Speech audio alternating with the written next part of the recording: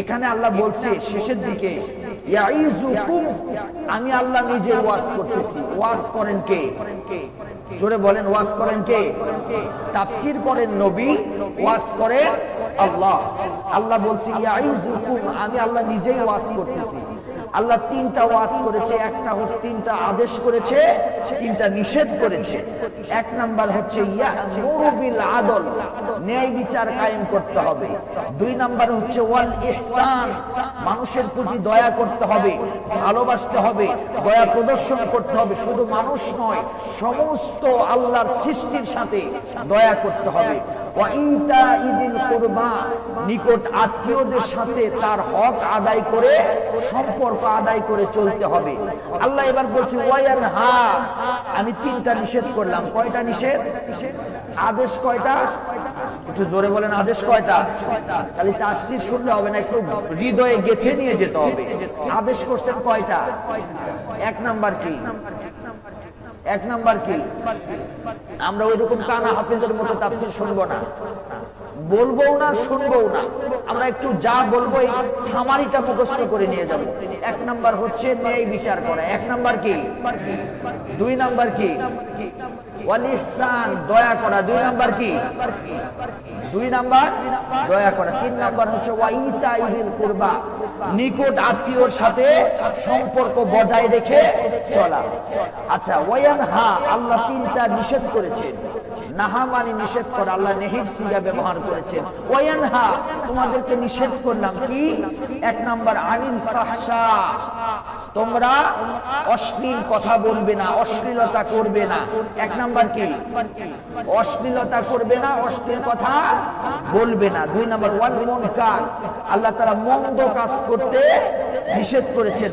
ওয়াল বাগি, আল্লাহ তাআলা বলেছে সীমা লঙ্ঘন, সীমা লঙ্ঘন করবে না। আল্লাহ নিষেধ কয়টা? জোরে বলেন, নিষেধ কয়টা? তিনটা। আদেশ কয়টা? আল্লাহ এই এক আয়াতে নিষেধ করলেন তিনটা, আদেশ করলেন তিনটা। এবার শোনেন, আয়াতের আল্লাহ শেষে বলছেন ইয়াইযুকুম, আমি আল্লাহ নিজেই ওয়াজ করলাম। লাআল্লাকুম তাযাক্কারুন, যদি তোমরা বুঝতে পারতে, যদি তোমরা এই কথাগুলো উপলব্ধি করতে পারতে, তোমাদের জীবন পরিবর্তন হয়ে যেত। সুবহানাল্লাহ বলেন। একজন সাহাবী এসে রাসূলকে বললেন, ইয়া রাসূলুল্লাহ, ইয়া হাবিবাল্লাহ, আমি আপনাকে বললাম রাসূল, আমাকে একটা আয়াত শিক্ষা দেন, যে আয়াত আমার জীবনের পরিবর্তন করে দিবে। রাসূল বললেন, ইন্নাল্লাহা ইয়া'মুরু বিল আদলি ওয়াল ইহসান ওয়া ইতাইযিল কুরবা ওয়া ইয়ানহা আনিল ফাহশাই ওয়াল মুনকার। রাসূল বলেন, এই আয়াত তুমি অনুসরণ করো, আল্লাহ তোমাকে জান্নাত পর্যন্ত পৌঁছায় দিবে। সুবহানাল্লাহ বলেন। তাহলে আয়াতের দাম কম না বেশি? প্রত্যেকটা আয়াতের দাম বেশি, কিন্তু এই আয়াতের দাম রাসূল স্পষ্টভাবে বেশি বলেছেন। এই আয়াতে কারিমার একটি শানে নুজুল আছে। এই আয়াত যখন রাসূলের উপর নাজিল হলো, আরব গোত্রের প্রধান একজন ছিলেন, তার নাম হচ্ছে আকসাম বিন সাইফি। এই আকসাম বিন সাইফি মুহাম্মদ সাল্লাল্লাহু আলাইহি সাল্লাম, লোকজন বলল যে মুহাম্মদ একটা নতুন ধর্ম তৈরি করেছে। আকসাম বিন সাইফি দেখার জন্য গেলেন যে কি ধর্ম তৈরি করেছে, কেমন তার সিস্টেম। যখন দেখার জন্য গেলেন, তখন দুইজন প্রতিনিধি গেল। আকসাম বিন সাইফির পক্ষ থেকে দুইজন প্রতিনিধি গেল, গিয়ে দেখলো, গিয়ে আগে প্রথম প্রশ্ন করলো। এক নাম্বার প্রশ্ন হচ্ছে, মুহাম্মদ তুমি কে? মুহাম্মদ তুমি কে? দুই নাম্বার প্রশ্ন হচ্ছে, মুহাম্মদ তুমি কি জিনিস, কি নিয়ে এসেছো, তোমার পরিচয় কি, তোমার কাজ কি, তুমি যে এসেছো তোমার মিশন কি, ভিশন কি, তোমার দ্বীনের মূল মাকসাদ কি? এই কথা যখন বললেন, রাসূল বললেন যে মুহাম্মদ, বললেন যে তুমি কে? বললেন আমি। রাসূল সাল্লাল্লাহু আলাইহি সাল্লাম বললেন, আমি আব্দুল্লাহর ছেলে মুহাম্মদ সাল্লাল্লাহু আলাইহি সাল্লাম। বললেন না যে আমি রাসূল, আমি আব্দুল্লাহর ছেলে মুহাম্মদ। দুই নাম্বার বলছে, তুমি কি জিনিস, তোমার কি দলিল আছে, তুমি পৃথিবীতে কেন এসেছো? দুই নাম্বার বলছে যে রাসূল কারীম সাল্লাল্লাহু আলাইহি ওয়াসাল্লাম তখন এই আয়াত করে শোনালেন। আল্লাহ তাআলা নাজিল করে দিলেন যে রাসূল আপনি জানায়া দেন কি মিশন আপনার, কি ভিশন আপনার, আপনি জানায়া দেন। ইন্নাল্লাহা ইয়া'মুরু বিল আদলি ওয়াল ইহসান ওয়া ইতাইযিল কুরবা ওয়া ইয়ানহা আনিল ফাহশাই ওয়াল মুনকার। আল্লাহ তাআলা বললেন যে এই আয়াত শোনায় দেন, তখন এই আয়াতে কারিমা নাজিল হলো। আসেন আমরা এবার প্রথম শুনছি আল্লাহ কি বলেছেন, প্রথম কি আদেশ করেছেন। ইন্নাল্লাহা ইয়া'মুরু বিল আদল। আচ্ছা, এই আয়াত কি আপনারা ইমাম সাহেবের কাছ থেকে শোনেন নাই? প্রত্যেক জুমায় শোনেন, প্রত্যেক জুমায় এই আয়াত শোনেন। আল্লাহ বললেন ইন্নাল্লাহা ইয়া'মুরু বিল আদল। আমাদের ইমাম সাহেবরা যেভাবে প্রত্যেক জুমায় খুতবায় এই আলোচনাটা করে, মানুষ সবাই শুধু ঘুমায়, বুঝতে পারে না তো যে এর ফজিলত কি, এর ব্যাখ্যা কি। কিন্তু আমার মনে হয় ইমাম সাহেবদের মেম্বারে উঠে এই আয়াতের আলোচনা বোঝানো দরকার আগে, যে তিনটা আদেশ, তিনটা নিষেধ। তাহলে আমাদের সমাজ পরিবর্তন হতে বেশি দিন টাইম লাগবে না। আল্লাহ যে সুন্দর ফর্মুলা দিয়েছে, এই সুন্দর ফর্মুলা দিয়ে আমাদের সমাজ পরিবর্তন হয়ে এ সমাজ জান্নাতি হয়ে যাবে। সুবহানাল্লাহ বলেন। এক নাম্বার হচ্ছে ইন্নাল্লাহা ইয়া'মুরু বিল আদল। আইন, দাল, লাম, আদল তিনটা শব্দের বিনিময় পবিত্র কোরআনে কারীমে আল্লাহ সুবহানাহু ওয়া তাআলা এই শব্দটি 24 বার ব্যবহার করেছেন। কোরআনে সার্চ দিয়ে দেখবেন 24 বার আল্লাহ এই শব্দ ব্যবহার করেছেন। আদল মানে হচ্ছে ন্যায় বিচার করা। আমরা এখন ভাবি যে এই ন্যায় বিচারের ওয়াজ হুজুর আপনি ধরলেন কেন? ন্যায় বিচার তো আমাদের কাজ না, এটা চেয়ারম্যান, মেম্বার, এমপি, তারপরে হচ্ছে মন্ত্রী, এদের কাজ। আপনি কেন ন্যায় বিচারের ওয়াজ করতে গেলেন? সাধারণ মানুষ আমরা, খেটে খাওয়া মানুষ আমরা, আমাদের কাছে আবার ন্যায় বিচারের গল্প কিসের আছে? আমরা তো ন্যায় বিচার নিজের সাথে নিজে করতেইছি না ভাই। এটি শুধু চেয়ারম্যান, মেম্বার, এমপির দায়িত্ব নয়। আল্লাহ তাআলা বলেছেন কুনতুম খায়রা উম্মাতিন উখরিজাত লিন-নাস তা'মুরুনা বিল মা'রুফ। এই পৃথিবীতে আল্লাহ তাআলা আমাদেরকে উত্তম জাতি করে প্রেরণ করেছেন, আর সকলকে ন্যায় বিচারের দায়িত্ব আল্লাহ তাআলা দিয়েছেন। সুবহানাল্লাহ বলেন। সব নবীদের মিশন ভিশন ছিল পৃথিবীতে ন্যায় বিচার কায়েম করা। আজকে ন্যায় বিচার নাই, আজকে পৃথিবীতে ন্যায় বিচার নাই।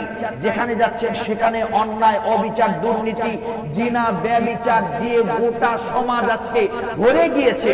আজকে যেন আমরা পাপের সাগরে যেন হাবুডুবু খাচ্ছি। কোথায় যাব? আমার মেয়ের কি হবে, আমার ছেলের কি হবে, আমার কি হবে? আজকে নিজে ভালো থাকতে চাইলেও আমার আশেপাশে যে অবস্থা শুরু হয়েছে, আমি ভালো থাকার মতো পজিশন আমার নাই, তাহলে আমি কি করব? আল্লাহ তাআলা সেই বিধানও দিয়েছেন ইয়া'মুরু বিল আদল। তোমরা ন্যায় বিচার কায়েম করে দেখো, তোমার সমাজটা শান্তির সমাজ হয়ে যাবে। সুবহানাল্লাহ বলে। তাহলে আল্লাহ তাআলা প্রত্যেক নবীকে মিশন ভীষণ দিয়েছেন ন্যায় বিচার করার। তাহলে আমাদের কি ন্যায় বিচার করার দরকার আছে?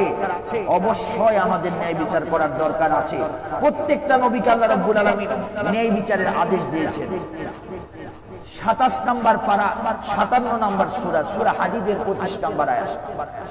লাকাদ আরসালনা রুসুলানা বিল বাইয়িনাতি ওয়া আনজালনা মা'আহুমুল কিতাবা ওয়াল মিজান লিয়াকুমান নাসু বিল কিসত। জোরে কোন আল্লাহু আকবার।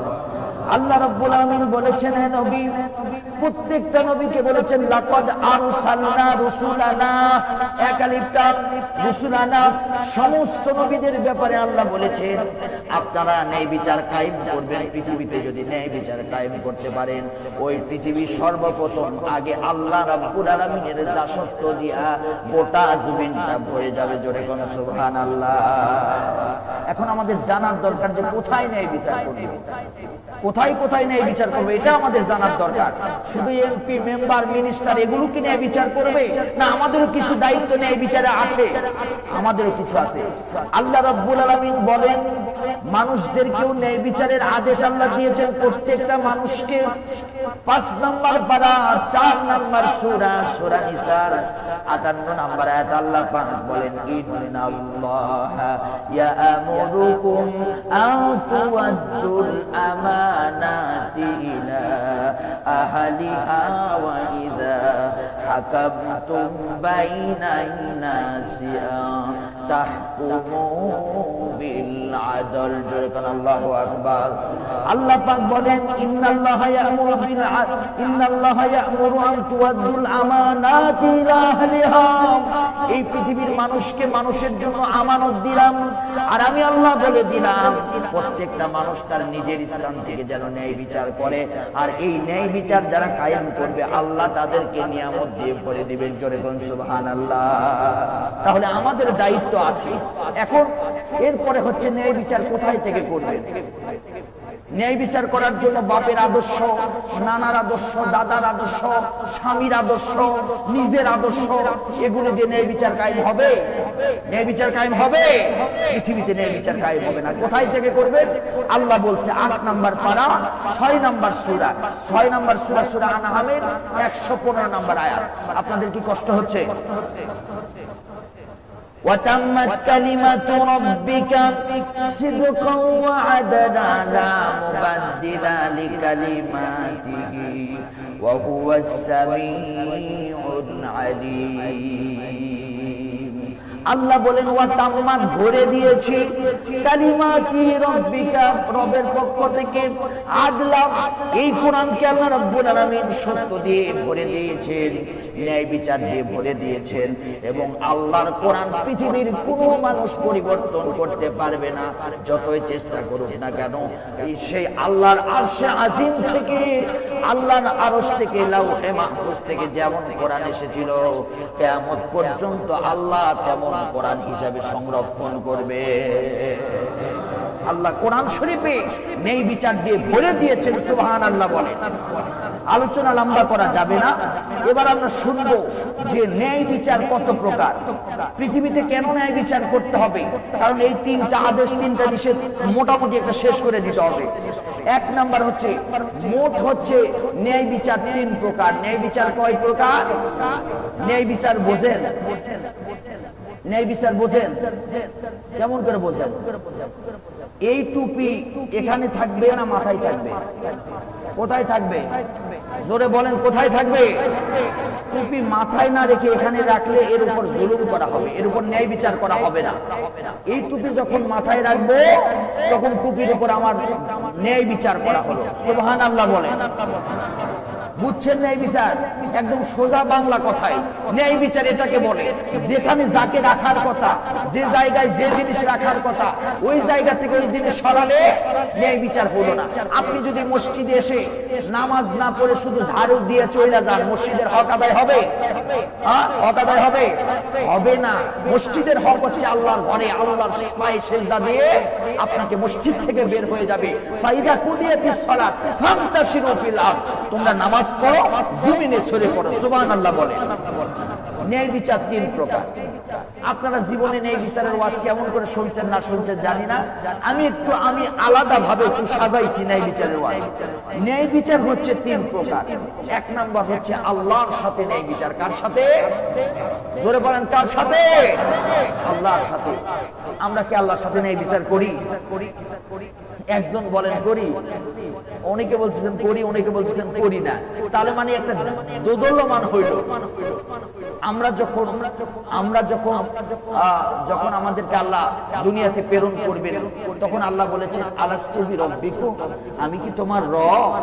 আমরা তখন বলেছিলাম কলু বালা, হ্যাঁ আপনি আমার রব। কিন্তু পৃথিবীতে এসে আমরা রব আল্লাহকে ভাবতেছি না, মনে করতেছি অমুকে আমার রিজিক দিবে, ওর পিছে ছুটতেছি, এর পিছে ছুটতেছি।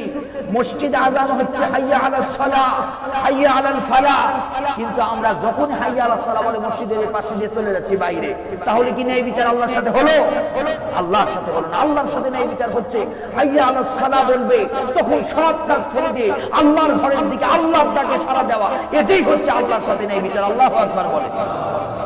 আল্লাহর সাথে কেমন করে ন্যায় বিচার হচ্ছে? আমরা আগলা বাবা, পাগলা বাবা, দয়াল বাবা, গাঁজা বাবা, বিড়ি বাবা, এগুলোর পায়ে গিয়ে সেজদা করতেছি।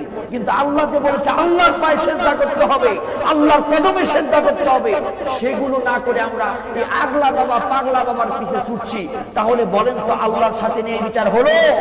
আল্লাহর সাথে ন্যায় বিচার, আল্লাহর প্রত্যেকটা হুকুম মেনে জীবন পরিচালনা করা হচ্ছে আল্লাহর সাথে ন্যায় বিচার। আল্লাহর সাথে ন্যায় বিচারে হচ্ছে আল্লাহর যা হুকুম দিয়েছেন, আল্লাহকে রব হিসাবে জীবনের শুরু থেকে মেনে নিয়ে শেষ পর্যন্ত জীবনের সব ক্ষেত্রে আমি বলবো ইন্নাল্লাযীনা ক্বালু রাব্বুনাল্লাহ, একমাত্র আমার রবকে। যখন যে অবস্থায় বিপদে পড়বো তখন আমরা কথা বললেন না, যখন যে অবস্থা আমরা বিপদে পড়বো সেই অবস্থা আমরা বলবো রব্বুনাল্লাহ, আমার রব একমাত্র আল্লাহ। আমি আল্লাহর উপর ভরসা করলে আমাকে আল্লাহ তাআলা আল্লাহর সাথে ন্যায় বিচার করতে হবে। আল্লাহর 500টি আইন দিয়েছে। আল্লাহ কয়টি আইন? কোরআনে কয়টি আইন দিয়েছে? 500টি আইন আল্লাহ দিয়েছে। করো করো, এই করো যদি আমরা না করি তাহলে আল্লাহর সাথে জুলুম হলো, আল্লাহর সাথে ন্যায় বিচার হলো না। এবার আসেন রাসূলের সাথে ন্যায় বিচার। 2 নাম্বার হচ্ছে রাসূলের সাথে ন্যায় বিচার। কার সাথে?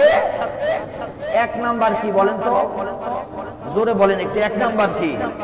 আল্লাহর সাথে। 2 নাম্বার হচ্ছে রাসূলের সাথে, রাসূল করিম সাল্লাল্লাহু আলাইহি ওয়াসাল্লামের সাথে। রাসূলের সাথে আবার ন্যায় বিচার হচ্ছে 27 প্রকার। কয় প্রকার? জোরে বলেন কয় প্রকার? 27 প্রকার। আচ্ছা, একটু মাঝে মাঝে হোহা না করলে বুঝবেন না আপনারা, একটু মাঝে মাঝে একটু বলতে হবে। খালি বক্তা একাই বলবে, বক্তা বক বক করে চলে যাবে, আর আপনারা একটু কিছু নিয়ে যাবেন না, হতে পারে না। আচ্ছা, রাসূলের সাথে ন্যায় বিচার। রাসূলের জীবনের শুরু থেকে শেষ পর্যন্ত, শিশু জীবন থেকে বৃদ্ধ জীবন পর্যন্ত রাসূল করিম সাল্লাল্লাহু আলাইহি ওয়াসাল্লাম এক জায়গাতেও অন্যায় বিচার করেননি। আল্লাহু আকবার বলেন। পৃথিবীর কেউ দেখাতে পারবে না যে অমুক জায়গায় রাসূল অন্যায় বিচার করেছে। আসেন রাসূলের জীবনের শুরুর একটা বিচার আমি বলি। রাসূল করিম সাল্লাল্লাহু আলাইহি ওয়াসাল্লাম জন্মগ্রহণ করার পর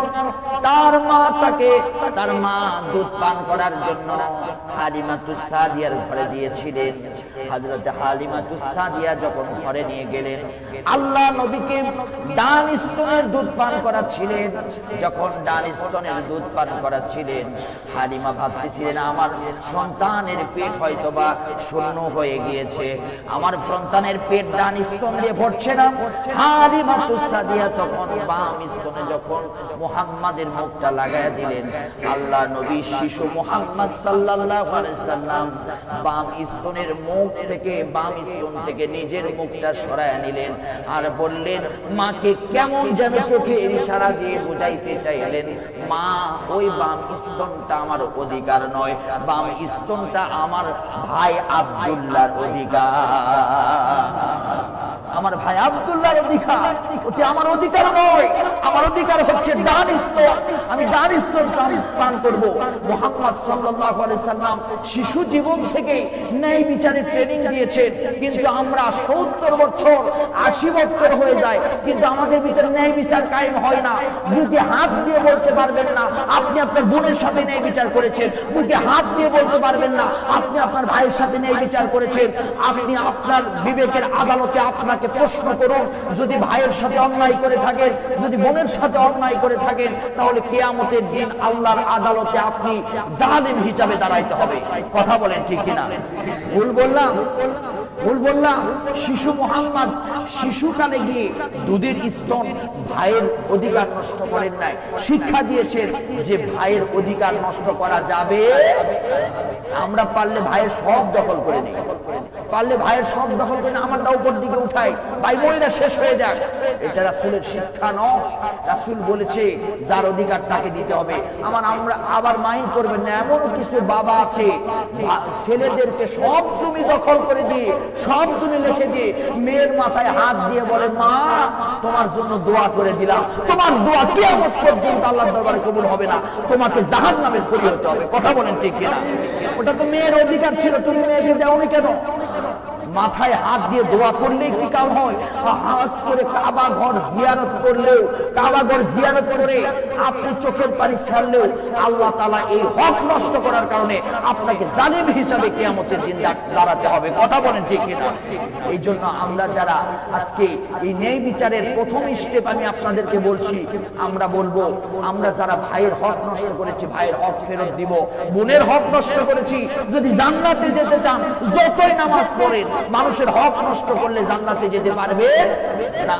ওয়াজ যদি কঠিনও লাগে তাও শুনতে হবে, কারণ আল্লাহর কথা, এটা আল্লাহর কথা। হকের ব্যাপারে আল্লাহ বলেছেন হাক্কুল্লাহ আর হাক্কুল ইবাদ। আল্লাহর হক নষ্ট করলে আল্লাহ ইচ্ছা করলে মাফ করে দিতে পারেন, বান্দার হক নষ্ট করলে বান্দা যদি মাফ করে দেন আপনার মাফ হবে, না হলে মাফ হবে না। এই জন্য সতর্ক হয়ে যাব যে প্রথম আমরা ন্যায় বিচার করব ভাইয়ের সাথে। কার সাথে? রাসূল শিক্ষা দিয়েছেন। সামনে রবিউল আউয়াল মাস আসছে, ওই মাসে একটা হবে আপনাদের এখানে ইনশাআল্লাহ।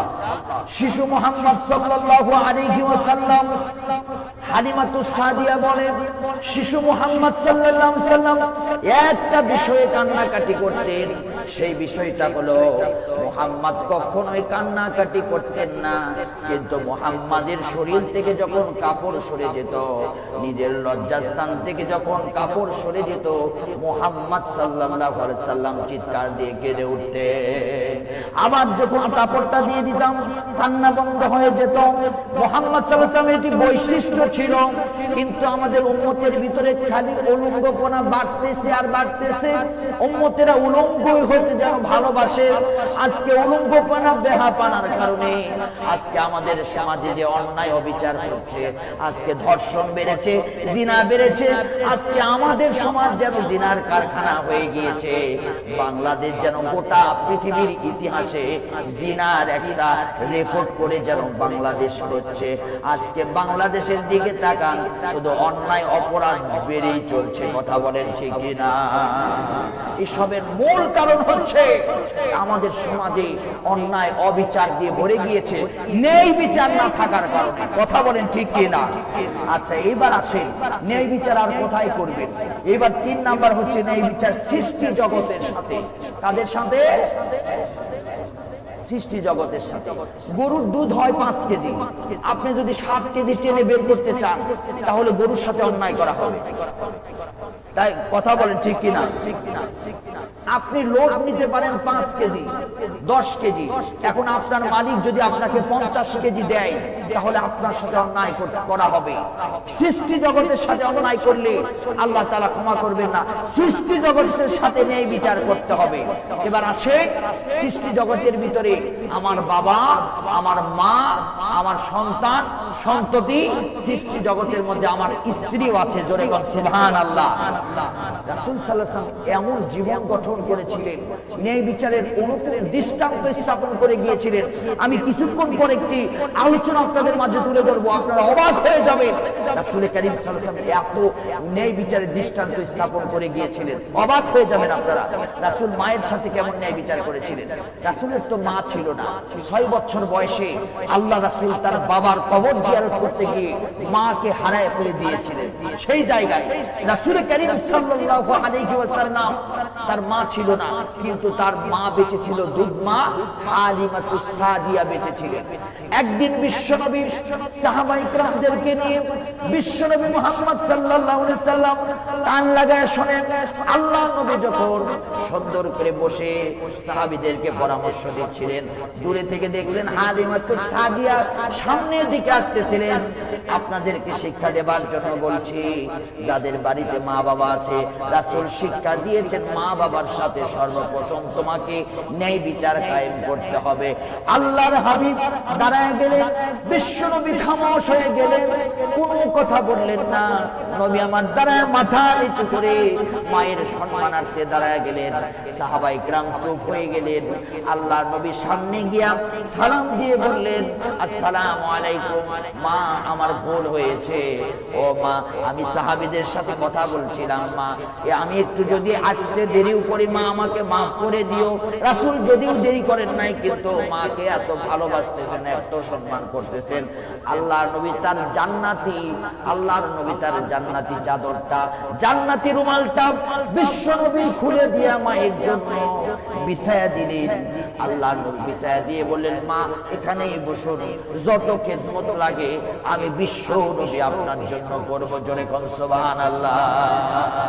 আমার মা বেঁচে নাই, কিন্তু আপনার আমার দুধ মা হালিমাতুস সাদিয়া মা, আপনার সাথে আল্লাহ তাআলা ন্যায় বিচার করতে বলেছেন।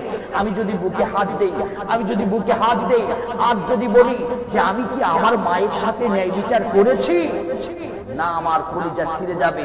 অনেকও সন্তান আছে যারা মায়ের সাথে অন্যায় অবিচার করেছে, অনেক সন্তান আছে মাকে লাথি মেরেছে, অনেক সন্তান আছে মায়ের হক আদায় করেন নাই, অনেক সন্তান আছে মাকে নিচতলায় রেখে নিজে 5 তলায় থাকে, অনেক সন্তান আছে মার ঘরে ফ্যান পর্যন্ত নাই, নিজের ঘরে এসি লাগাইছে। এটি একটি দুঃখজনক ব্যাপার। আল্লাহ তাআলা বলেছে যে এই পৃথিবীর মানুষ তোমরা শোনো। একজন সাহাবী এসে জিজ্ঞাসা করলেন, ইয়া রাসূলুল্লাহ, ইয়া হাবিবাল্লাহ, আমার টাকা আমি কোথায় খরচ করব? আপনাদের কি কষ্ট হচ্ছে? আমার টাকা আমি কোথায় খরচ করব? নবী একটু থমকায় গেছে যে কোন জায়গার কথা বলি, কোন জায়গার কথা বলি, কোন জায়গার কথা বলি। আল্লাহ নবীকে আল্লাহ রাব্বুল আলামিন আয়াত নাযিল করে দিলেন। আল্লাহ রাব্বুল আলামিন আয়াত নাযিল করে জানায়া দিলেন আপনার টাকা কোথায় খরচ করবেন। ওয়ালিল ওয়ালিদাইনি ওয়াল আকরাবিন ওয়াবনাস সাবিল। আল্লাহ বললেন তিন জায়গায় তোমার টাকা প্রথম খরচ করবা। এক নাম্বার জায়গা হলো মা বাবার কাছে তোমার টাকা খরচ করবা। এটা হলো পৃথিবীর শ্রেষ্ঠ জায়গা, জোরে বলেন সুবহানাল্লাহ। মা বাবার জন্য খরচ করবা, তুমি যত খরচ করবা বরকত ঢেলে দিবেন কে? জোরে বলেন, বরকত ঢেলে দিবেন কে? আল্লাহ তাআলা বরকত ঢেলে দিবে। মা বাবার জন্য খরচ করবেন, একটা আপেল দিবে আপনাকে আল্লাহ তাআলা হাজার হাজার আপেল কেনার সামর্থ্য দিবেন। মার জন্য যদি 1 লক্ষ টাকা খরচ করেন আল্লাহ আপনাকে 1 কোটি টাকার মালিক বানায় দিবেন। সুবহানাল্লাহ বলেন। রাসূল বলেছেন বরকত পেতে চাও মায়ের কাছে যাও। আজকে আমরা মায়ের দিকে, আমরা মায়ের সাথে অন্যায় বিচার করি, আজকে মায়ের সাথে ন্যায় বিচার করি না। সন্তানরা তো জানেই না।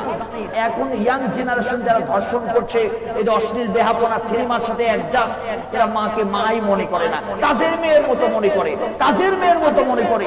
রাসূল বলেছেন যে তোমার মায়ের চোখের দিকে যদি তোমার চোখ পড়ে, নেক নজরে যদি তাকাও, আল্লাহ তাআলা একটা হজের সওয়াব দান করবেন। সুবহানাল্লাহ বলে।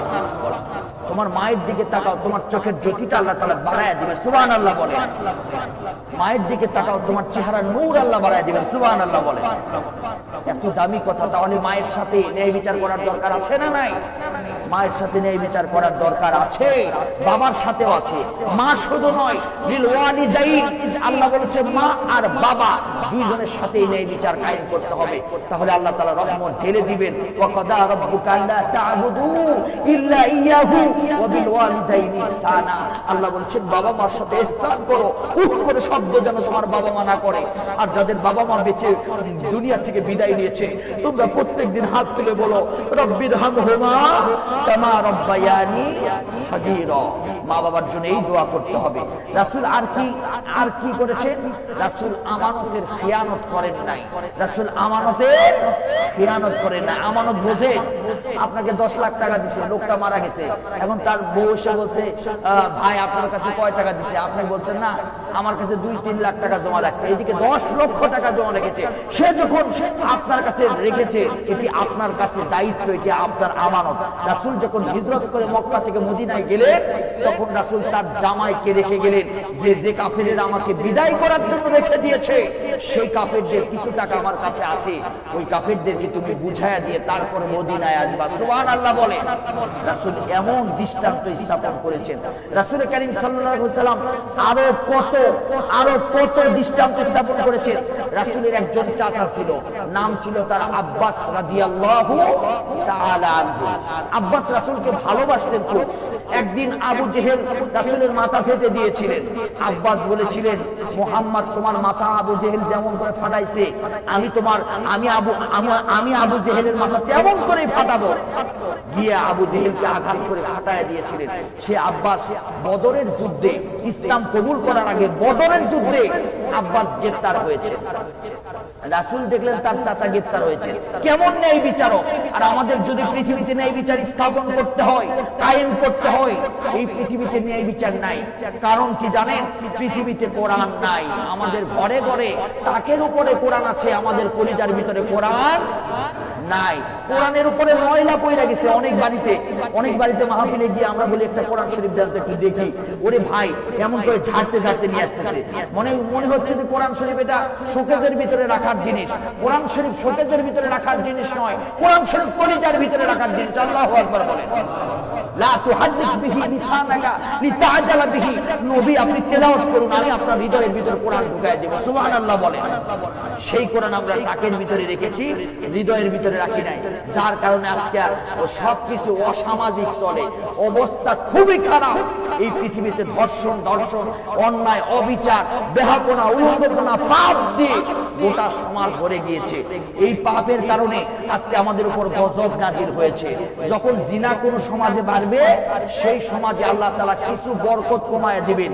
এক নাম্বার হচ্ছে যখন জিনা বাড়বে সেই সমাজে আল্লাহ তাআলা কিছু বরকত কমায় দিবেন। তার মধ্যে এক নাম্বার হচ্ছে সেই সমাজে আল্লাহ তাআলা প্লেগ রোগ দিয়ে সেই সমাজের মানুষদেরকে সাইজ করবেন।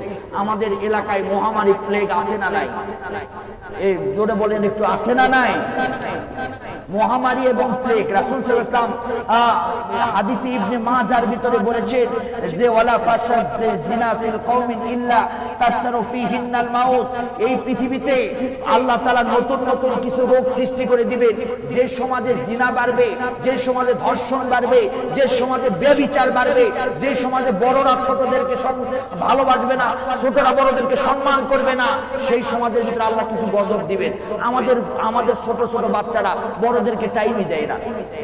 সামান্য একটা দলের নেতা হয়, আপনি কি আমার সিনেন, সানডে মানডে ক্লোজ করে দিব। কথা বলেন ঠিক কিনা?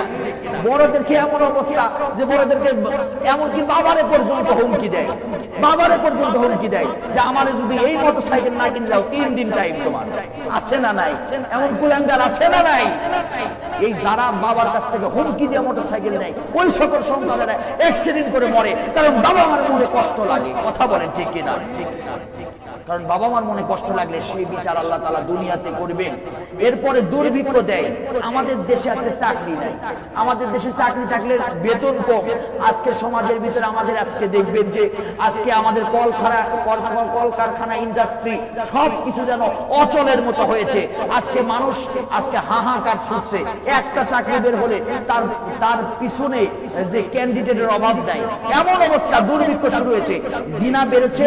জিনা একটা নারী জনিত ফিতনা। আমাদের দেশে নারীর ফিতনা বেশি না কম? জোরে বলেন বেশি না কম? এ ভাই এমন অবস্থা, নারীরা যেভাবে রাস্তা দিয়ে চলে মানে পুরুষদেরকে সাইজ করা অবস্থা। আল্লাহ রাসূল বলেছেন ফাত্তাকুদ দুনিয়া ওয়াত্তাকুন নিসা। আল্লাহ বলেছেন দুনিয়া রমণী ধরণী থেকে তোমরা সতর্ক থাকো, ভয় করো, নারীদের থেকে ভয় করো। কারণ ফাইন্না আউওয়ালা ফিতনাতে বানি ইসরাঈল ফাকানাত ফিত নিসা। বানি ইসরাঈলেরা ধ্বংস হয়েছে নারীর কারণে। আমাদের সমাজের যুবকেরাও ধ্বংস হচ্ছে। জোরে বলেন ধ্বংস হচ্ছে। পৃথিবীতে দেখবেন দুইটা জিনিস হলে বেশি বেশি মারামারি হয়, সম্পদ, ক্ষমতা আর নারী। যত সমস্যা তিনটার কারণে, ক্ষমতা, সম্পদ, নারী। দেখবেন আপনি যে কোনো মারামারি ফাটাফাটি কেস যা আছে এই তিনটা কেন্দ্রিক হয়। এই জন্য আমাদের দেশ থেকে যদি এই সমাজ থেকে যদি অন্যায় অবিচার দূর করতে হয়, পৃথিবীর কোন তন্ত্র মন্ত্র দিয়ে হবে না, আল্লাহর কোরআন দিয়ে এই পৃথিবী থেকে অন্যায় অবিচার দূর করতে হবে, ন্যায় বিচার কায়েম করে। কথা বলেন ঠিক কিনা? আল্লাহ আমাদেরকে ন্যায় বিচার কায়েম করার তৌফিক দান করুন। রাসূল সাল্লাল্লাহু আলাইহি ওয়াসাল্লাম পৃথিবীতে ন্যায় বিচারের দৃষ্টান্ত স্থাপন করে গিয়েছেন। রাসূল হলেন পৃথিবীর সবচাইতে বড় ন্যায় বিচারক। রাসূল কারীম সাল্লাল্লাহু আলাইহি ওয়াসাল্লাম চাচা আব্বাস রাদিয়াল্লাহু তাআলাকে বদরের যুদ্ধে, যেটা বলছিলাম যে বন্দী করেছে, রাসূল পাশে দিয়ে যাওয়ার সময় চোখের পানি একটু পড়েছে আর বলেছে চাচা আপনি এভাবে বইলা একটু। রাসূলের মন খারাপ হয়েছে। সাহাবীরা দেখছে রাসূলের চেহারাটা মলিন হয়ে গেছে। আর আব্বাসকে এমন জোরে বাঁচছে যে আব্বাসের জীবন যেন বের হয়ে যাচ্ছে, এমন জোরে বাঁচছে।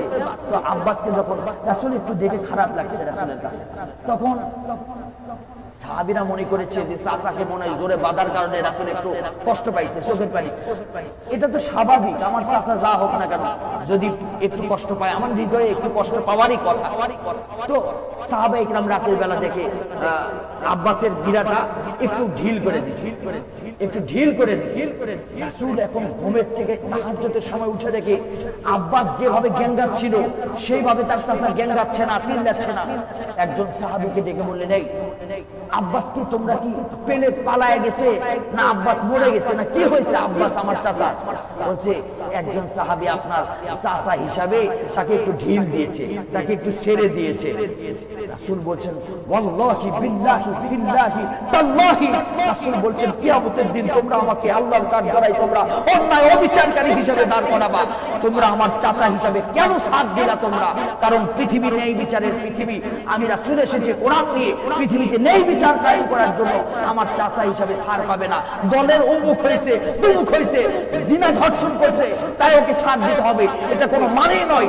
জিনার বিচার ফাঁসি কায়েম করা, ফাঁসি দিয়ে দেন। তারপরে এই পৃথিবীর জিনাকারী ধর্ষণকারীরা আর কোনোদিন সাহস পাবে না জিনা করার। রাসূল বলছেন এই মুহূর্তে যাও, আমাকে আল্লাহর আদালত থেকে বাঁচানোর জন্য এই মুহূর্তে যাও, সমস্ত বন্দীদের দড়ি, যতটুকু আব্বাসের দড়ি খুলে দিয়েছো, সমস্ত বন্দীদের দড়ি ওইরকম করে খুলে তাদেরকে একটু আসান করে দাও। সুবহানাল্লাহ বলে।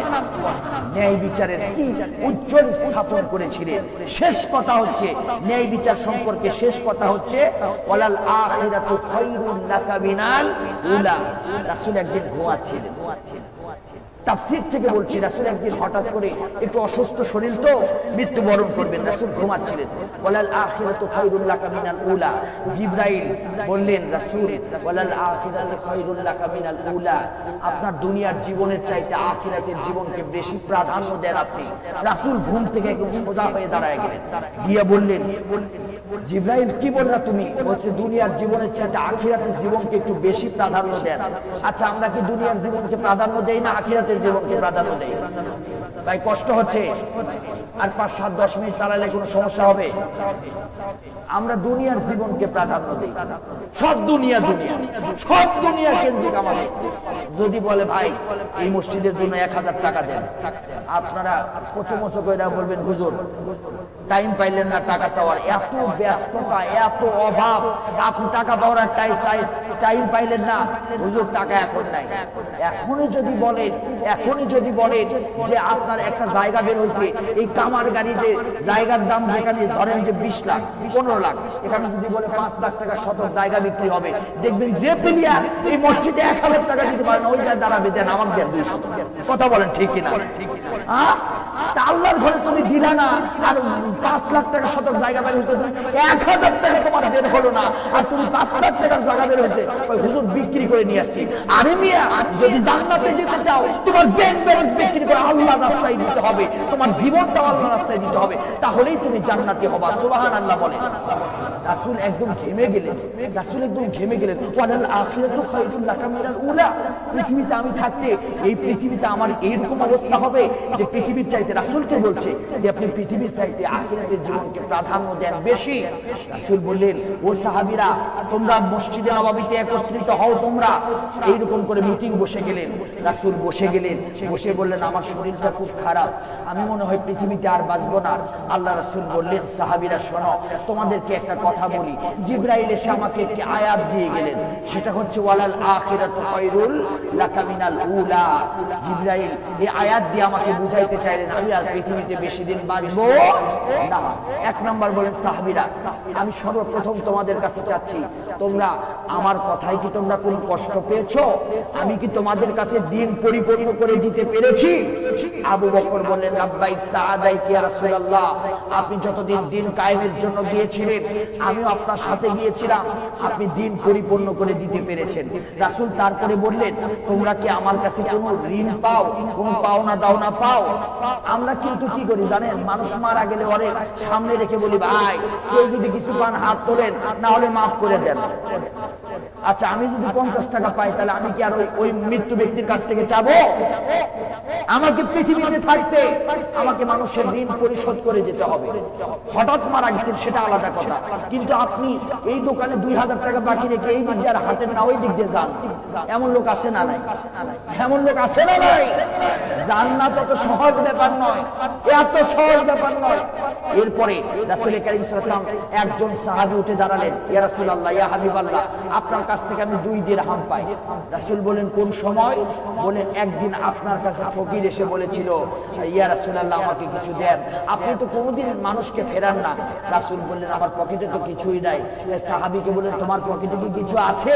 তুমি দাও। আল্লাহ রাসূল সাল্লাল্লাহু আলাইহি ওয়াসাল্লাম ওই সাহাবীর পকেট থেকে 2 দিরহাম নিয়ে তাকে দিয়েছিলেন। আল্লাহ রাসূল বললেন হাসান হোসাইন যাও, তুমি ঘরের ভিতরে যাও, গিয়ে বলো আমার কি আছে, 2 দিরহাম আছে কিনা দিয়ে দিতে বলো। দিয়ে দিতে বলল। রাসূল বললেন, আর কি তোমরা আমার কাছ থেকে কেউ কিছু ঋণ পাও? বললো না। বললো, শোনো, আমি কি কারোর সাথে কোনো অন্যায় করেছি? আপনারা খুব মনোযোগ দিয়ে শোনেন, হৃদয়ের কান দিয়ে শোনেন। রাসূল বলছে এমন করে, আমরা মৃত্যুর আগে আমাদেরকে প্রত্যেকদিন প্রস্তুতি নিতে হবে। মৃত্যু আমাদের দরজায় নক করছে, আমাদের জীবনে ন্যায় বিচার কায়েম করতে হবে। যদি ন্যায় বিচার না কায়েম করে যেতে পারি, আল্লাহর আদালতে আমি জালিম হিসাবে দাঁড়ায় যাব। আর যারা ন্যায় বিচার কায়েম করবে, 7 শ্রেণীর মানুষকে আল্লাহ আরশে আযমের নিচে ছায়া দিবেন। তার মধ্যে 2 নাম্বার হচ্ছে ইমামুন আদিলুন, যারা ন্যায় বিচার কায়েম করবে। এখানে ইমামুন আদিলুনের ব্যাখ্যা শুধু ওটাই হবে না। ইমামুন আদিলুন, আপনি ঘরের ভিতরে আপনি নেতা, আপনার পরিবারের 5 জনের নেতা আপনি। কথা বলেন ঠিক কিনা? 5 জনের নেতা আপনি, তাহলে আপনি ঘরের ভিতরে ইমামুন আদিলুন কায়েম করতে হবে। তারপরে রাসূল করিম সাল্লাল্লাহু আলাইহি সাল্লাম বললেন, আমাকে কিছু দাও। রাসূল সব সাহাবীরা বললেন, না, আপনি কারোর সাথে কোনো অন্যায় করেননি, কোনো অন্যায় কারোর সাথে করেন। একজন সাহাবী দাঁড়ায় গেলেন, নাম তার উতবা রাদিয়াল্লাহু তাআলা আনহু। দাঁড়ায় গিয়ে বললেন, ইয়া রাসূলুল্লাহ, ইয়া হাবিবাল্লাহ, আপনি আমার সাথে অন্যায় করেছেন। আল্লাহর নবীকে এই কথা বলার সঙ্গে সঙ্গে সাহাবায়ে কেরাম যেন আকাশ থেকে পড়লেন। কারণ রাসূল কারোর সাথে জীবনেও কোনোদিন অন্যায় বিচার করেন নাই। আল্লাহর রাসূল ন্যায় বিচারের প্রতীক, ন্যায় বিচারের প্রতীক। আল্লাহর নবীর জীবনের শুরু থেকে শেষ পর্যন্ত আমার রাসূল মানুষের সাথে ন্যায় বিচার করে গিয়েছেন। জোরে বলুন সুবহানাল্লাহ। আবু বকর বললেন, এই উতবা সাহেব, আমার নবী কি অন্যায় বিচার করেছেন? আল্লাহর নবী বললেন, সবাই তোমরা থেমে যাও, কারণ কবরে আমাকে হিসাব দিতে হবে। কারো কবরে কেউ হিসাব দিবে না, যার হিসাব তাকেই দিতে হবে। আল্লাহর নবী বলেন, উকাশা রে, কি অন্যায় অপরাধ করেছি? উকাশা বলল, ইয়া রাসূলুল্লাহ, ইয়া হাবিবাল্লাহ, আপনি একজন জিহাদের ময়দানে আপনি সেনাপতির দায়িত্ব পালন করছিলেন। তখন আপনি যখন একজন কাফিরকে মারতে শুরু করেছিলেন, হঠাৎ করে আমি উকাশা পাশে গেলাম, আর আমার শরীরের ভিতরে একটা বাড়ি লেগেছিল। ইয়া রাসূলুল্লাহ, আপনি আমাকে অন্যায় করে একটা বাড়ি দিয়েছেন, আজকে আপনার প্রতিশোধ আমি নিব। আল্লাহ নবী বললেন, উকাশা শরীরের নিয়ামে, উকাশা কারো ঋণ নিয়ে দুনিয়া থেকে বিদায় নিতে চাই না। আল্লাহর আদালতে আমি ন্যায় বিচারকের কাতারে দাঁড়াইতে চাই। উকাশা বলল, ইয়া রাসূলুল্লাহ, কেমন করে নিব? আবু বকর দাঁড়ায় বললেন, উকাশা শোনো, আমার জীবনের প্রত্যেক দিন যতদিন বেঁচে থাকবো, তুমি আমার পিঠে যত ইচ্ছা মারবা, কিন্তু বিশ্ব নবীর গায়ে একটা আঘাতও তুমি করতে পারবা না। রাসূল বলল, আবু বকর বসো। ওমর দাঁড়ায় গেল, ওসমান দাঁড়ায় গেল, আলী দাঁড়ায় গেল, হাসান হুসাইন দাঁড়ায় গেল। আবার ভিতর থেকে ফাতেমা কান্নাকাটি শুরু করেছেন। মুহাম্মদ, আমার বাবা এমনিতে অসুস্থ, আবার সেই অসুস্থ বাবার শরীরে নাকি একটা আঘাত মারবে। একজন সাহাবী হযরত হাসান রাদিয়াল্লাহু তাআলা দাঁড়ায় বললেন, আমার নবী আমার নানাকে তায়েফের মানুষেরা অন্যায়ভাবে অনেক মেরেছে, উহুদের ময়দানে দমদম মোবারক শহীদ করে দিয়েছে, আর তোমরা অসুস্থ নানাকে তোমরা এমন করে মারার চিন্তা করো না। সবাই যখন এমন কথা বললেন, রাসূল বললেন, খামোশ, থেমে যাও, থেমে যাও। আবু বকর একটু বেশি কথা বলছিলেন। আবু বকরকে ডাক দিয়ে বললেন, আবু বকর, তুমি কি আমার কবরের ভিতরে হিসাব দিবা? নবীকে বললেন, না না, কারো কবরে কেউ হিসাব দিবে না। বলেন তো, কারো কবরে কেউ হিসাব দিবে? জোরে বলেন, দিবে? কারো কবরে কেউ হিসাব দিবে না। নবী বললেন, দাঁড়াও, তোমরা কথা বলো না, আতিউল্লাহ আতিউর রাসূল, আমি রাসূল এখানে বসে আছি, আমি কথা বলি, চুপ করে থাকো। উকাশা, তুমি আমার প্রতিশোধ নাও। আমি ঋণের বোঝা দিয়ে এই পৃথিবী থেকে আমি অন্যায় অবিচারকারী হিসাবে পৃথিবী থেকে বিদায় নিতে চাই না। রাসূল বললেন, হাসান, যাও, ঘরের ভিতর থেকে যে চাবুকটা আমি জিহাদের ময়দানে ব্যবহার করতাম, ওই চাবুকটা নিয়ে আসো। ঘরের ভিতরে যে দেখে ফাতেমা আল্লাহর সিজদায় পড়ে গিয়েছেন। আল্লাহু আকবার বলে। ফাতেমার মতো মেয়ে তৈরি করতে হবে, বাবার বিপদে আল্লাহ সিজদায় পড়ে যাবে। সিজদায় পড়ে গিয়ে বলছে, আল্লাহ, তুমি মুহাম্মদকে শেষ জীবনে, আমার বাবাকে শেষ জীবনে তুমি মার খাওয়াই দিবা। তখন গেল, গিয়ে যখন ঘর থেকে এই ব্যাগটা নিয়ে আসলো, নিয়ে এসে বলছে মুহাম্মদ সাল্লাল্লাহু আলাইহি সাল্লামকে এই ব্যাগ নিয়ে এসে বলছে, রাসূল বলছে, আমার হাতে দাও। দিল। আল্লাহ নবী বলে ওকাশা এইদিকে আসো, এই তো ব্যাপ নাও, যেমন করে যতটুকু ইচ্ছা যেভাবে আমি তোমাকে মেরেছি, যে জায়গায় মেরেছি ওই জায়গায় তুমি আমাকে মারো, তারপরে আমি ঋণের বোঝা নিয়ে পৃথিবীর মানুষের লাঞ্ছনা নিয়ে কিয়ামতের দিন হিসাব দিতে পারবো না। কারণ আল্লাহ যদি কিয়ামতের দিন আমাকে ধরে, আমি অন্যায়কারী হিসাবে আল্লাহর আদালতে আটকায়া যাব। যদি রাসূল এমন চিন্তা করে তাহলে আমাদের কেমন চিন্তা করার দরকার? একটু মনে মনে আপনারা ভাবুন যে রাসূল যদি মৃত্যুর আগে এইরকম চিন্তা টেন্ডেন্সি নেই, তাহলে আমাদের কেমন অনুভব করার দরকার, আমাদের কেমন চিন্তা করা দরকার। সবাই খামোশ হয়েছে। আবু বকর বারবার, ওমর বারবার, আলী বারবার, উসমান বারবার কান্নাকাটি করতে গেছে, একজন আরেকজনের গায়ের উপর পড়তেছে। ওকাশা বলছে রাসূল বেদটা আমার হাতে দেন। বেদটা হাতে দেওয়া হলো, বলল ইয়া রাসূলুল্লাহ, ইয়া হাবিবাল্লাহ, শোনেন আল্লাহ রাসূল, আমাকে যখন আপনি মেরেছিলেন তখন আমার শরীরে কোনো কাপড় ছিল না। রাসূল 3 দিন মাত্র পুরো শরীরের কাপড় খুলে ফেলে দিয়েছিলেন। তার মধ্যে ওই একদিন আল্লাহ রাসূল যখন বললেন ওকাশা কি করব, কয় আপনার পিঠের কাপড়টা তুলুন, আপনার শরীরের কাপড়টা খুলুন। আল্লাহ নবী যখন শরীরের কাপড়টা, পিঠের কাপড়টা উঠায় এই পর্যন্ত নিয়ে এসেছে, বলছে ইয়া রাসূলুল্লাহ, আমার শরীরে কাপড় ছিল না, আপনি মেরেছিলেন, আমার শরীরে কাপড় ছিল না। বলল যে ঠিক আছে, তুমি আমার প্রতিশোধ দিবা। শরীরের কাপড় তুললো, সব সাহাবীরা কান্নাকাটি করতেছে। আল্লাহ তাআলা আরশে আজিম থেকে এই দৃশ্যটা দেখছেন। রক্ষা করার মালিক কে? জোরে বলেন, রক্ষা করার মালিক কে? সম্মান দেবার মালিক আল্লাহ তাআলা। আল্লাহ তাআলা যা ইচ্ছা তাই করতে পারে। ওকাশা বাড়ি বাড়বে এরকম করে উঠাইছে। আল্লাহ তাআলা বললেন জিবরাইল যাও, আমার নবীর পিঠে যেন একটা আঘাত না হয়, যাও তুমি। ওকাশার হাত ধরো, হাত ধরলেন। বিশ্ব নবীকে কিন্তু ওকাশা বাড়ি মারার জন্য এই কাজ করেন নাই। নবী পিঠ খুলে বলছে ওকাশা তুমি মারো। বিশ্ব নবী দেখছেন ওকাশা রাদিয়াল্লাহু তাআলা রাদিয়াল্লাহু তাআলা পিঠ থেকে চিৎকার মেরে আল্লাহু আকবার বলে দৌড়ে গিয়ে বিশ্ব নবীকে এইভাবে চাপায়া ধরে আল্লাহ নবীর এই ঘাড়ের এই মাঝখানের এই জায়গাতে আল্লাহ নবীর 3টা চুম্বন আকায় দিয়ে বলছে ইয়া রাসূলুল্লাহ, ইয়া হাবিবাল্লাহ, ইয়া রাসূল, এই পৃথিবীতে আল্লাহ তাআলা আপনার উপরে নাযিল করেছেন ইন্নাল্লাহা ইয়া'মুরু বিল আদলি ওয়াল ইহসান ওয়া ইতা'i যিল কুরবা ওয়া ইয়ানহা আনিল ফাহশাই ওয়াল মুনকার। ইয়া রাসূলুল্লাহ, ইয়া হাবিবাল্লাহ, আপনি কখনোই অন্যায়কারী হতে পারেন না। ইয়া রাসূলুল্লাহ, যেদিন আপনি আমাকে ভুলক্রমে মেরেছিলেন ওই তখনই আমি আল্লাহর কাছে আপনার জন্য ক্ষমা চেয়েছিলাম, আমি আপনাকে মাফ করে দিয়েছি। সুবহানাল্লাহ বলেন। রাসূল, আমি স্বপ্নের ভিতরে দেখলাম যে একদিন আমি স্বপ্নে দেখলাম যে আপনার এই ঘাড়ের জায়গায়, এই জায়গায় 2টা ডিমের মতো আছে, এই নবুয়তের 2টা চিহ্ন আছে। ওই 2টা চিহ্ন আমি যখন স্বপ্নে দেখলাম সেই দিন ভাবলাম আল্লাহ তুমি আমার মৃত্যু দিও না ততক্ষণ পর্যন্ত, যতক্ষণ পর্যন্ত রাসূলের ঘাড়ের ওই 2টা জিনিস আমি না চুম্বন করতে পারবো। আজকে যখন সুযোগ পেয়েছি আমি আপনার 2টা ঘাড়ের ভিতরে 2টা নবুয়তের চিহ্ন দেখে আমি চুম্বন দিয়ে আমার জীবন ধন্য হয়েছে। ইয়া রাসূলুল্লাহ, আপনি অন্যায়কারী হতে পারেন না। আমি ঘোষণা দিচ্ছি লাকাদ আরসালনা রাসূলানা বিল বাইয়িনাত ওয়া আনসালনা মাআহুমুল কিতাবা ওয়াল মিজান। আপনি ন্যায় বিচার কায়েম করার সর্বশ্রেষ্ঠ মানদণ্ড মুহাম্মদ সাল্লাল্লাহু আলাইহি ওয়াসাল্লাম।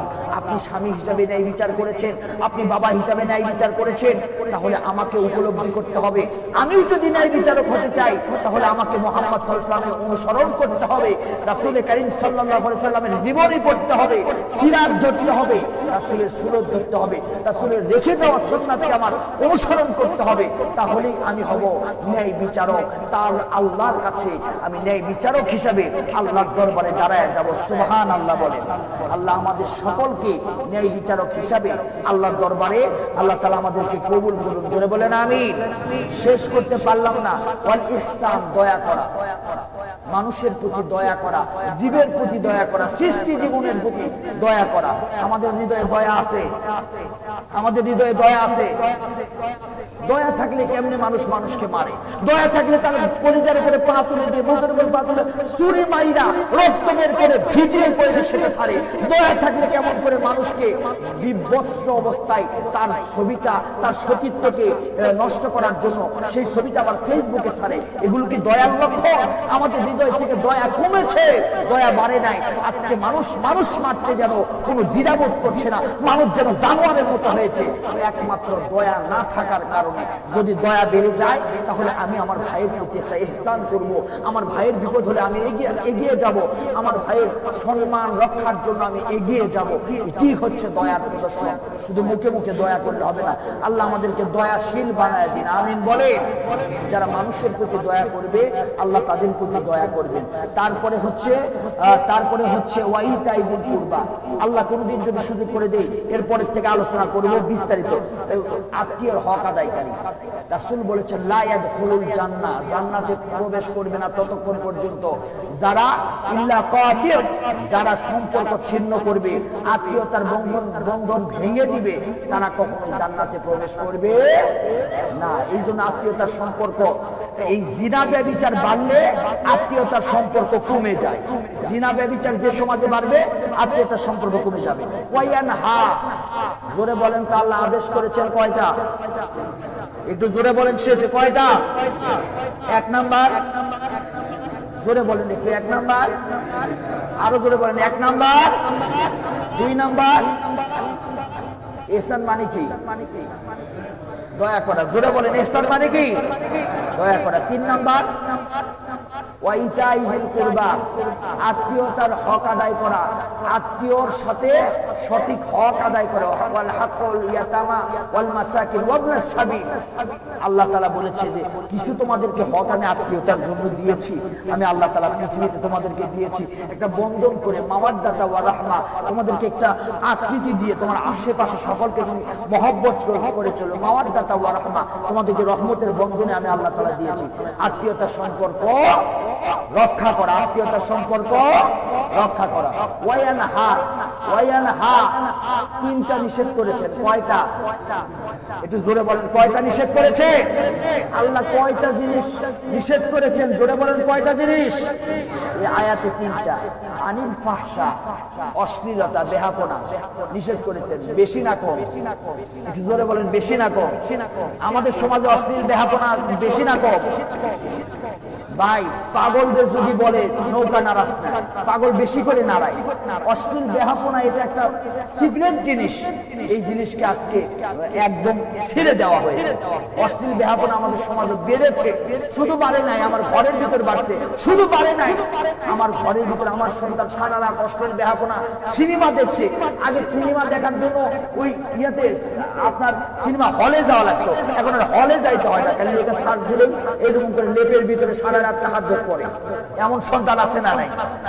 এমন সন্তান আছে না নাই? যেই ফজর হয় শয়তান ওর গা পিটতে শুরু করে, আর তোর নামাজ যাওয়ার দরকার নেই বাবা, তুই আমি সফল। শয়তান কয় আমি সফল, তোর শরীর টিপায় দিলাম। শরীর ফজরের নামাজের সময় শয়তান মার্কা সন্তানদের ঘুম ধরে, সারা রাত ওরা জেগে থাকে। যেই মুয়াজ্জিন আযান দেয় লেপ আরো ভালো করে গায়ে দেয়। কথা কোন ঠিক কিনা? অশ্লীল বেহাপনা আল্লাহ নিষেধ করেছেন, এগুলো করা যাবে না। ওয়াল মুনকার, মন্দ মন্দ কথা, মন্দ আচরণ, মন্দ ব্যবহার বেশি না কম? একটু সাক্ষী দেন, বেশি না কম? হাই ভাই, এত কথাই কথাই শুধু গালি, কথাই কথাই শুধু গালি, আর ওরা কিছুই মনে করে না, জানে কথাই কথাই গালি। মন্দ কাজ বেশি, মন্দ কাজে মজা বেশি, মন্দ কাজে মজা বেশি। আল্লাহ বলেছেন, রাসূল বলেছেন, আজ দুনিয়া সিজনুল মুমিন ওয়া জান্নাতুল কাফির। এই দুনিয়া জান্নাতের, এই দুনিয়া হচ্ছে কাফেরদের জন্য জান্নাত, আর মুমিনদের জন্য জেলখানা। মুমিনদের জন্য জেলখানা। আচ্ছা, ওয়াল বাগি, সীমা লঙ্ঘন করা যাবে না। ওয়াল বাগি মানে কি? সীমা লঙ্ঘন করা যাবে না। আমরা কিন্তু আল্লাহর সীমানা পার করে শয়তানের সীমানায় রাজ্যে, আল্লাহর সীমানা পার হয়ে শয়তানের সীমানায় ঢুকেছি। কথা বলেন ঠিক কিনা? আমার ঘরের ভিতরে শয়তানের বাক্স ঢুকাইছি, আমার ঘরের ভিতরে যত শয়তানি কারবার সব ঢুকছে, তাহলে আমরা আল্লাহর সীমানা পার হয়ে গেছি। জান্নাত পর হয়ে জাহান্নামের দ্বার প্রান্তে পৌঁছায় আছি আমরা। যদি আপনাদেরকে বলি, যদি সংশোধন না হন, যদি সংশোধন না হন, শয়তান সফল, আপনি বিফল।